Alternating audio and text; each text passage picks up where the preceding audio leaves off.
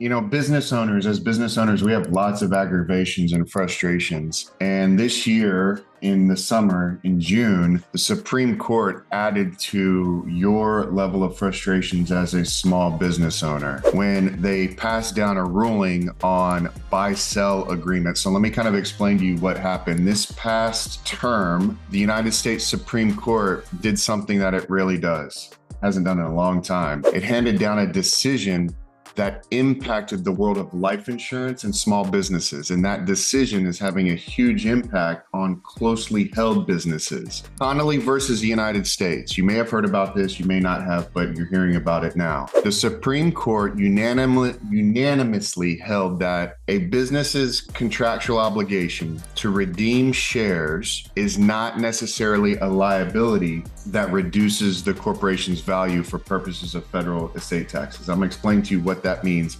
here in a second. In other words, the proceeds the company receives from the relevant life insurance policy increased the market value of the company because the cash that received is an asset. And they're going to use that cash to pay off a deceased member or deceased business owner's ownership in the company. But the company, Connolly, was not able to offset that liability with the obligation to repurchase. And so for those of you that don't know what a buy-sell agreement is, let me kind of walk you through what buy-sells are. So there's really historically been two types of buy-sells. There's been entity redemption buy-sells, and then there's been cross-purchase buy-sells. The one that the Supreme Court ruled on is called entity purchase buy-sells, and they're the ones that have been the simplest to do over the years. Remember, it's one thing to have a buy-sell agreement. It's different to have a buy-sell agreement funded and backed by a life insurance policy. If you have a business owner partner that you're in business with and they die, their heirs, their wife, their children become owners of your company with you. They take their place. And the question is, do you want to be in business with them? And so a life insurance policy backing the buy-sell agreement gives the entity or the business enough free cash flow to then buy out the surviving spouses. Otherwise, the business has to get a loan or make installments over years, and it burdens the company. Remember, like, comment, share, subscribe to our channel. But entity redemption is where there is one policy on each member of the entity or on each owner of the company. One of those owners dies, and now the entity has that life insurance proceed where it can pay off, as I mentioned, their surviving spouse. But that is exactly what the the Supreme Court ruled on, and said that it's still a viable transaction, except it increased the estate tax liability of the deceased owner, which created an additional almost $900,000 in taxes, estate taxes, for that deceased owner. Now, a point to make is that, an entity purchase buy sell is still viable if, I scroll down here, if the owner's estate is today, as I do this video, less than $13.6 million. If we're not in the $13.6 million net worth category and above, then you really don't need to worry about this. However, that $13.6 million estate tax exemption is scheduled to sunset at the end of 2025, and it's scheduled to revert back to $7 million. And then there's some talk it's going to get even lower than $7 million.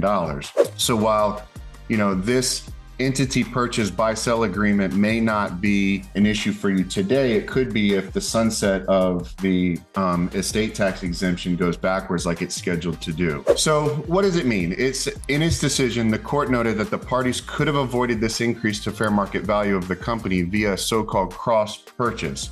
So the court is recommending that potentially a cross-purchase could have been done instead of an entity purchase. In the cross-purchase plan, it's the shareholders who have the obligation to buy the policy, and it's the shareholders then that must use those proceeds to buy out the surviving spouses or the surviving heirs of the company. And this is kind of what that structure would look like right here.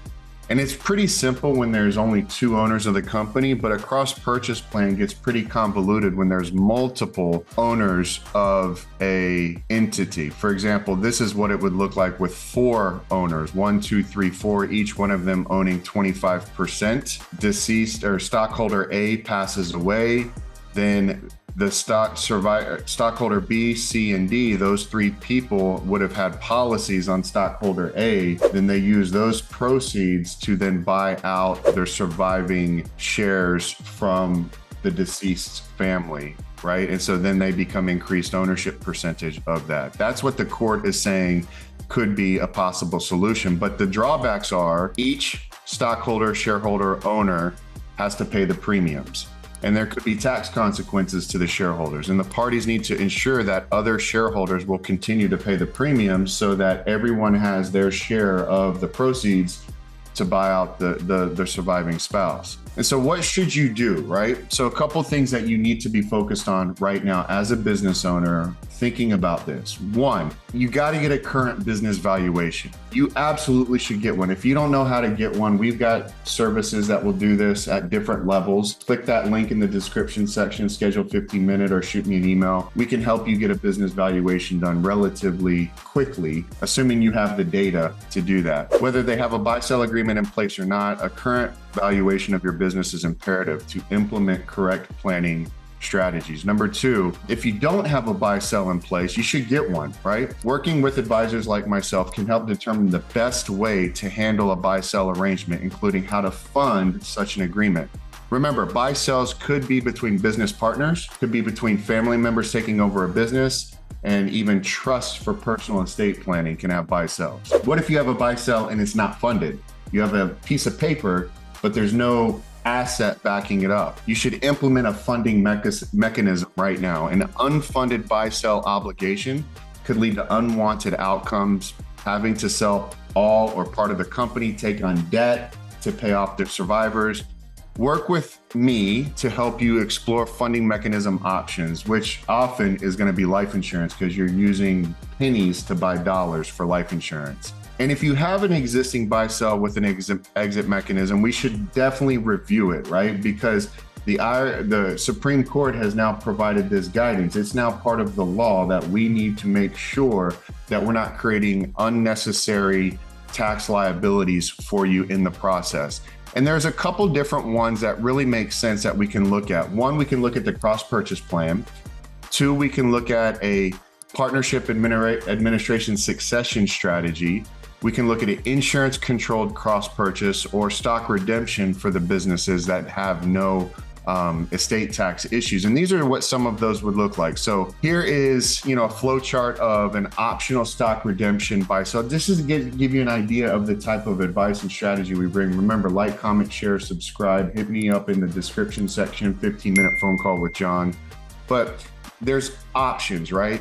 And you need to explore these options to make sure you've got the best plan in place for your business, for your survivors. Really, this is about making sure that as a business owner, your survivors, your beneficiaries, your heirs have the ability to sell the business if they don't want to get into the business. Vice versa, if your business partners or partner dies, this gives you the access to the liquidity and the cash and the funds to buy out his wife or her husband or their children that have nothing to do with the business. This is critical to business continuity. So this is what, the optional stock redemption buy sell would look like. And here's another one that is interesting that you could take a look at, which is, a key member coverage with subsequent transfer of the policy. So one, if the member dies, the death benefit can be used to acquire the member's interest in the corporation or the business entity. Or two, the policy can be distributed back to the member if he doesn't die at some point in the future. I mean, there's different ways to do this. I guess that's the point I'm trying to make, is there's different ways to do this to make sure that you are meeting your planning needs. And that's what I'm here to help you do. Let's drive success together. Like, comment, share, subscribe. This is the Connolly decision about buy-sell agreements. Talk to you in the future.